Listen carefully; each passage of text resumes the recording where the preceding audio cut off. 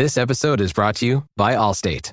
Some people just know they could save hundreds on car insurance by checking Allstate first. Like you know to check the date of the big game first before you accidentally buy tickets on your 20th wedding anniversary and have to spend the next 20 years of your marriage making up for it. Yeah, checking first is smart. So check Allstate first for a quote that could save you hundreds. You're in good hands with Allstate. Savings vary. Terms apply. Allstate Fire and Casualty Insurance Company and Affiliates. Northbrook, Illinois.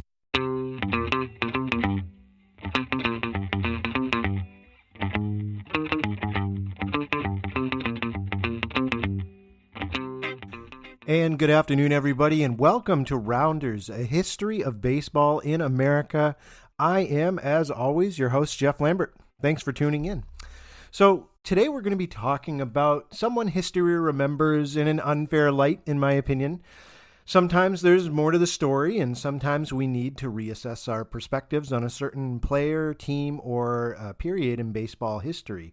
So we're going to be talking about a gentleman named Smead Jolley. He has become synonymous with a tag I don't think is fair to his legacy, and I'm going to present a case for you to decide to see if you agree or not. And I'll be interested to hear your feedback, so please make sure you do. I'm available on social media.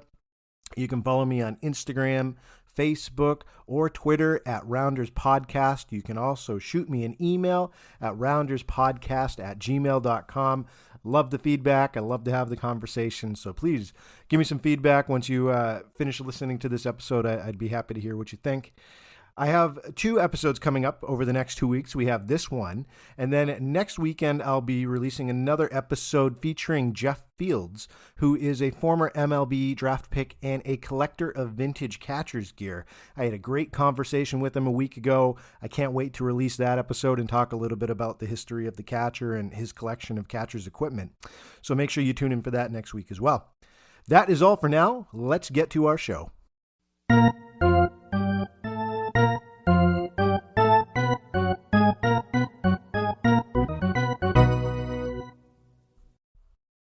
Before we jump into today's topic full depth, I just want to give a little overview of how I came across the name of an individual named Smead Jolley. It was over a year ago when the podcast had first started, and I was doing some research on potential topics, and I came across this post on Reddit. It was under Our Baseball, the baseball community, for those of you who read it, and the post read, quote, TIL, today I learned, of Smead Jolley, a professional baseball player who committed 3 errors on 1 play. This intrigued me, so I started doing some internet research on the individual very lightly, and I stuck it in my folder for future research. Well, now it's time to bring the name up again, and I've spent about 2 weeks going through Smead Jolley's life and his legacy, and, as I'm reading about this guy, I'm thinking, I don't think he got a fair shake. I think the perspective needs to shift on what he brought to the game. It may not have been on a superstar level, but certainly the reputation that he's been saddled with, I think, is just a smidge unfair, and I want to talk to you about it. And there's a case I'm going to present that I think Smead Jolley deserves to be remembered differently by baseball fans and historians. So let's go back to the original story, the one that he's remembered at currently in terms of when people look up or Google Smead Jolley, this is probably what you're going to find as his crowning achievement during his baseball career. So the legend is that there was a game where he was playing where he was in right field, and he went to field the line drive that dropped in front of him, and he let the ground ball roll through his legs. So trying to catch up to the ball, which went between his legs, he went to play it off of the wall, and when it hit the wall, it rolled through his legs again. So he finally got the ball, and when he threw it in, he overthrew the cutoff man for the 3rd error. So just to recap, the first one went through his legs off the hop, rolled to the wall, bounced off the wall, and went through his legs again, and then he overthrew the cutoff man for the trifecta. So that is the triple error play that Smead Jolley is often known for when you look up his name. Now, what kind of baseball player commits 3 errors on the same play? Well, Smead Jolley is known as that individual. So as I mentioned, I started doing some more research on him because I went into this with the mindset this is going to be a great episode. I'm going to do, a great overall view. There's got to be other stories about this guy's ineptitude in the field. And while he was not a good fielder by a long shot, the information that I came across pointed to strengths in other areas that I think that deserve more attention than the 3 errors in one game or the lackluster fielding. So let's go into that a little bit more. And before I do, if you want to follow along with me, now would be a good time to just pause. And if you're on your phone or you're in front of your computer, just Google Smead Jolley real quick. And you'll see very quickly, out of the top 5 hits that come up, they'll talk about his life, but almost every one of them goes quickly into, this guy was a bad fielder, here's the 3 errors on one play story. Just to illustrate one of the top 5 hits, there's an article titled Smead Jolley's Comedy of Errors, and it lists him as the worst defensive player in the history of baseball. That is a heavy charge. On his Wikipedia, even in his entry, it states that, quote, Jolley's glove was too great a liability to sustain an MLB career, end quote. And as mentioned before, and we will talk about this, yes, there is plenty of, historical precedent to say that this guy was not the best fielder. But the worst fielder in baseball history? We're going to look at that. So, is this a fair label? That is the question that we are going to look at today. And to start off, I'm going to present my viewpoint to you. I don't think that that is a fair label that has been placed on Smead Jolley. And I'm going to give you 3 reasons why his legacy should not be tied in as this worst defensive player in baseball history. Reason number 1. Smead Jolley, believe it or not, was a historic offensive player. And that should be his legacy, not his defensive ineptitude. Let me go over the stats for you. Smead Jolley played 20 years of organized baseball. 20 years. Now, he played 4 in the American League, and he split his time between the Red Sox and the White Sox. Had a thing for Sox, I guess. The other 11 years after, well, actually before and after, he split time in between playing for the American and National League. He spent time playing for a league called the Pacific Coast League. And I'm going to talk more about them in a second, but the talent level that was in that independent league at that time almost rivaled the American League and National League. So just tuck that in the back of your heads. He also played another 5 years in addition to those 3 leagues in various minor leagues across the country. So he was a bit of a journeyman going to different leagues, but remember there were a lot of different leagues competing for fans' attention during this time. Now let's go over his lifetime stats as a hitter. He notched a .367 lifetime average, and this was a solid number for overall. Now, you could start off by saying, well, hold on a second, Jeff. He hit .367, but he only played 4 years in the American or National League. Okay, let's isolate just his time in those 4 years in the American and National League. He hit .305 as a major league batter. He hit 46 home runs in 473 major league games, and 336 more home runs he hit in 2,228 minor league games. So his ability to perform at the plate was certainly not just reserved to the minor league time that he spent. This was also when he played in the big leagues during this time too. And remember, this is the late 1920s we're talking about. This is just getting out of the dead ball era. We're seeing the evolution of the batter during this time, and he was at the forefront of that with his offensive prowess. He had one of the greatest 4-year stretches of any player to play organized baseball offensively. Let me share. From 1926 to 1929, Smead Jolley batted .346, .397, .404, and .387 consecutively, 1926 to 1929. He slugged 138 home runs in that 4-year period. In 1927, he led the Pacific Coast League in RBIs. He hit 163. And in 1928, he led in almost every offensive category in the Pacific Coast League, and that year he won the Triple Crown. That year he hit .404 with 45 home runs and 188 RBIs. So that is his career at the plate. Very impressive, right? Well, let me go back to the leagues that he played in, because I think that's what we have to figure out here. He spent 4 years in the majors, and he put together a very good resume in terms of a hitter, but he spent most of his career in this Pacific Coast League. Let's talk about that league real quick, because I don't want to just shrug off the years that he spent outside the AL and the NL, because I think it's part of his legacy as a very talented hitter, as opposed to being this defensive clown, I guess you could say. So the Pacific Coast League, if you're not familiar, it was a premier league during the first half of the 20th century. Up until the late 1940s, they were considered on par with the American League and National League in terms of talent. Now, there was a nickname that was given to this league actually during this time period, and they were known as the third major league. That's how good the talent was and the players that they showcased. The league had a minimum salary of $5,000 per year, and that was comparable with the American League and National League. So often the established players that played in the AL and NL would have no problem going to play for the PCL because of the fact that the salaries were similar and the talent overall that you were facing was similar too. So that's the situation that Smead Jolley found himself in. He was playing against talent in 3 different leagues, but those 3 leagues were very similar in terms of the competition that he was facing.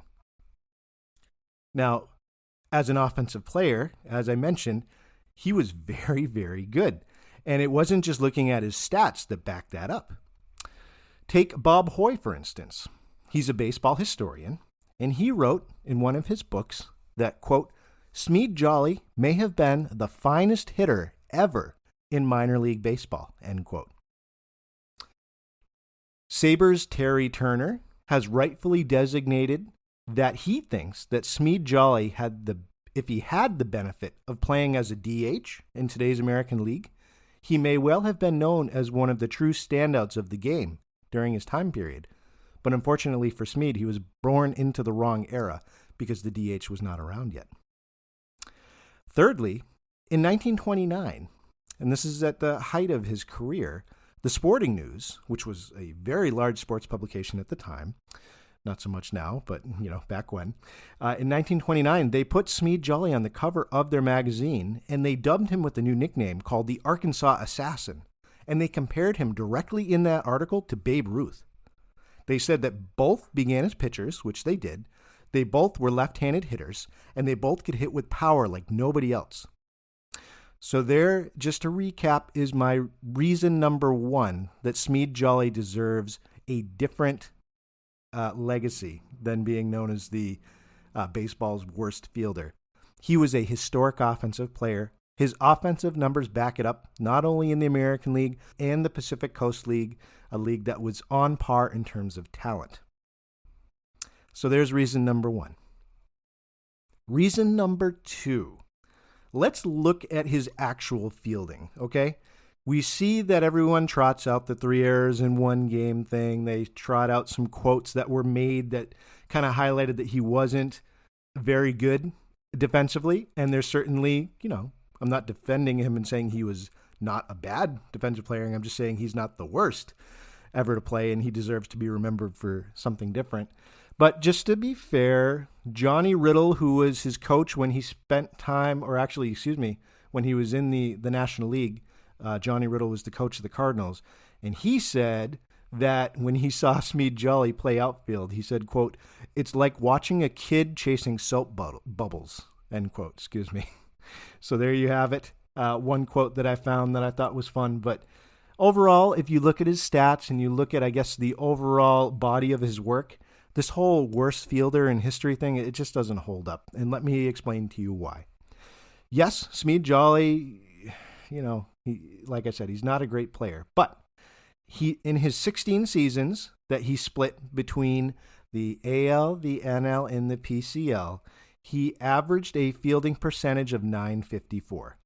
Now, that's not good, but that is not the worst. Now, in his 4 years in the majors, he compiled a .944 fielding percentage. So he was consistently below average for most of his career. But here's the thing. He had some really tough assignments during his career to add on to the fact that, he was below average in terms of his fielding ability. Let me give you an example. He spent 4 years playing with the San Francisco Seals, and they were a team in the Pacific Coast League. Now, the field that the Seals played on was incredibly short, their right field, which was at Recreation Park. So because of this, Smead Jolley was a right fielder, mostly, during his time as a position player, and he would be put in right field constantly during home games when he played for the Seals. So basically what would happen was he would have to, because the right field wall was so short, any base hits that came his way, any that rolled to the wall, his job was not to throw to the cutoff man. Smead was expected to field the ball and throw it directly to first base to try and catch the runner. That's the type of throw that he had to make. And most of the errors that he was charged during those 4 years that helped bring his lifetime fielding percentage down were overthrows to first base. And that is a hard throw to make when you're in the outfield, to have to throw it to the first baseman in order to be able to get that runner out. And so, you have things like that factoring into his overall career that I think deserves some attention. Another example, he played 2 of his 4 seasons, like I mentioned in the majors, with the Red Sox at Fenway Park. And he had to deal with this very interesting setup in Fenway at this time called Duffy's Cliff. Now, you can learn more about Duffy's Cliff if you go back to my episode 3, which is entitled The Green Monster. It talks all about it. But basically, just as an overview, during this time, Fenway's left field had a 10-foot high incline, just natural incline in the field, right in front of the wall. And they would use it where overflow crowds could come and sit if they needed to be able to do so. But when crowds weren't there, fielders were expected to play the ball that went up that incline. So here again, you have a situation where, Smead Jolley played a lot of outfield time. When he was placed in left field, he would have to chase balls up this incline if it weren't occupied. So there were a lot of errors were made chasing balls to the warning track, having to chase them up this incline and make the throw back in. And he dealt very poorly with the fielding during his time in the majors. And this, of course, impacted his overall fielding percentage. There's a story that goes that it got so bad at one point in terms of him being able to handle Duffy's Cliff that the coaches would trot him out in the mornings before games, and they would just hit fungos to left, and Jolley would just have to practice running up the hill to try and make the catch and adjust to the incline. So the story goes that after this happened a few times, the next time that he started in left field, he had a chance to show that the practice had paid off. And there was a game against the Washington Senators where there was a long fly ball that was hit the left, and Jolley took off and he ran easily up the incline, and he turned around to make the catch, but he saw that he had overrun the ball. So he started back down the incline to try and adjust, and he tripped and he fell flat on his face, rolling down the incline that was there in left field. And the ball bounced near him, and by the time Jolley got back to his feet, the batter had made it all the way to third base. So here you have, a funny story of Smead Jolley's issues, I guess you could say, while playing in Boston. So there you have it. I guess an overall look at maybe some of the factors that contributed to his lower fielding percentage when he was in the majors. But overall, if you look at his career fielding percentage average, it is not good, but it is not the worst. And so we're talking about shifting perspectives here. Does he deserve to be known as the worst fielder in baseball history? I say no. Now, there is actually one game where Smead Jolley saved the ball game due to his defensive ability. Not only had he singled and homered in a game on June in 1930, but he threw out what could have been the potential winning run for Philadelphia. It was the top of the 10th inning, and he was cutting down a runner at home plate from the outfield. He was able to do so. So he fielded a base hit, threw the ball into home, gunned him out. Same thing happened again in the 11th inning of the same game. He made a great running catch, and then he did a rifle shot to the plate and got the runner who was tagging up. The White Sox won that game 7-6 in the bottom of the 11th, and that was thanks to Smead Jolley's fielding. But overall, yes, there was a liability of him being able to handle the field consistently. There's no doubt of that. But we're looking at whether he deserves that reputation, and should we shift our perspective on him. So we've gone through 2. We talked about his offensive ability and how that has been kind of washed away as a major aspect of his career. And then we talked about looking at his overall defensive body of work and maybe how it's not as bad as we would expect it to be, being dubbed as the worst fielder in baseball history. There's a third reason why I think Smead deserves a different legacy. And this is probably the one that is the most convincing in my appeal, which I will present to you right after we take a break for the 7th inning stretch. Hey, Atlanta, Apple is open for small business. That's right. We're here to make starting and running your business simpler. With privacy and security built in on all devices, it's easy for you to protect your customers' data. And if you need hardware or software support, you'll get advice from business experts at no cost whatsoever. So you can focus more on the soup du jour and less on, the other stuff. At Apple, we're open for your small business. Go to apple.com/small business or visit an Apple store to learn more. And welcome back, everybody. I'd like to thank you for staying with me. We are talking about Smead Jolley, who has been often dubbed as one of the worst fielders in baseball history. And as I had mentioned before, if you do a web search and read about his life, this is often the first thing that's mentioned about him. In this continuing series that I want to keep doing, I want us to look at possibly shifting our perspectives of baseball players and their legacies.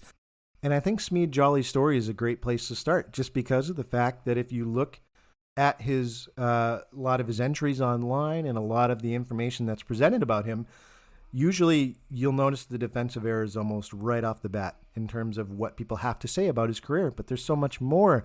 And if you look at the background, it just doesn't line up. And so we covered two reasons that I have that I feel that Smead Jolley deserves a different look. One of these reasons was based on his career offense and how formidable he was at the plate, not only in his time in the major leagues, but also with the PCL and in the minor leagues. The second reason I talked about was looking at his overall defensive stats across all of the leagues he played in. He certainly wasn't the worst. He was a liability in the field, and he would have benefited if the DH had existed during this time, but certainly not the worst fielder ever. So there's two pieces of evidence that I bring before you to rethink how we view Smead Jolley. But the third one, I think, has the most reason for us to pause and think about how we remember this gentleman. And reason number 3 is, like I said, a lot of times when you hear about Smead Jolley, that triple error is often brought up to kind of highlight, well, look at what a bad fielder he was. Well, get a load of this, ladies and gentlemen. That triple play error may not have even happened. The crowning moment of his career may have actually not even occurred. Let me explain.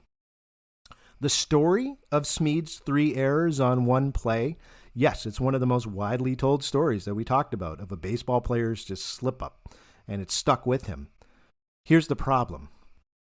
The story first surfaced when Washington Senators outfielder Goose Goslin shared it in an interview in December of 1932. It was an interview with Baseball Magazine. He stated that he saw the play happen at a game in Comiskey Park in 1930 while they were playing against the White Sox, which Smead Jolley was a part of. So he's saying it happened in 1930, Comiskey Park, when the Senators were playing the White Sox. Now, Russell Schneider, who was a sports writer in Cleveland, said in an interview that the triple error happened in a game at League Park in Cleveland, and that he heard the story from Cleveland pitcher Mel Harder. So let's go to Mel Harder. Mel Harder's account is the one that's quoted most. So we get this story from this pitcher who played for Cleveland. And it showed up in all of the books that discuss Smead Jolley's triple error. So we have differing accounts of when it happened, where it happened. There isn't even a consensus about where it occurred or which team it happened against. In fact, authors Bruce Nash and Alan Zullo, they wrote a book called The Baseball Hall of Shame. And they put the incident at Philadelphia and said it happened in right field. And they have Bing Miller as the batter who was rounding the bases at Shibe Park. So there's 3 different stories about when this occurred for Smead Jolley. And the problem is there's no recording of it in any actual history books. All we have are secondhand accounts. And they all happened in different places for a variety of reasons. Who knows why all these 3 different people said it happened. But there's no official record of this even occurring. So here we have saddled this individual with the legacy of someone who committed an error, a triple error on one play, someone who was just a disaster in the field, and again, labeled as one of the worst fielders in baseball history. But I've presented you with 3 reasons to rethink that, to possibly shift your perspective on Smead Jolley's legacy as a baseball player. And it's not just me. I think that overall, if you pick through history, there is cause to really think differently about what he brought to the game. Let's take Babe Pinelli, for instance. He was a major league infielder and an umpire later on, and he told a researcher from the National Baseball Hall of Fame that, quote, Smead wasn't much of a guy with the glove, but he was murder with the wood. He was a pull hitter, though once in a while he'd boom one to center. He just oozed confidence. There wasn't a pitcher born that Jolley felt he couldn't knock their brains out. End quote. So there you have it, ladies and gentlemen. Smead Jolley. We know the current view on this gentleman's career as a baseball player. I bring before you 3 reasons on why maybe we should shift our perspective about what he brought to the game as we look at players and their contributions. I'd be very interested to hear your feedback about Smead Jolley and what you think based on these 3 reasons that I gave. Again, please reach out to me on social media. I'm on Facebook, Instagram, and Twitter at Rounders Podcast. Again, that's one word, Rounders Podcast. Send me an email at rounderspodcast@gmail.com. And, overall, let's have a discussion about Smead. Let's keep it going. Am I on the money, or did I make a point that made you rethink about this gentleman's legacy? Thank you for tuning in to today's episode. I appreciate your support as always. And if you can do me the favor of just remembering to share the podcast with a friend or leaving a review on your podcast app of choice, it's greatly appreciated. And remember, there are only 2 seasons, winter and baseball.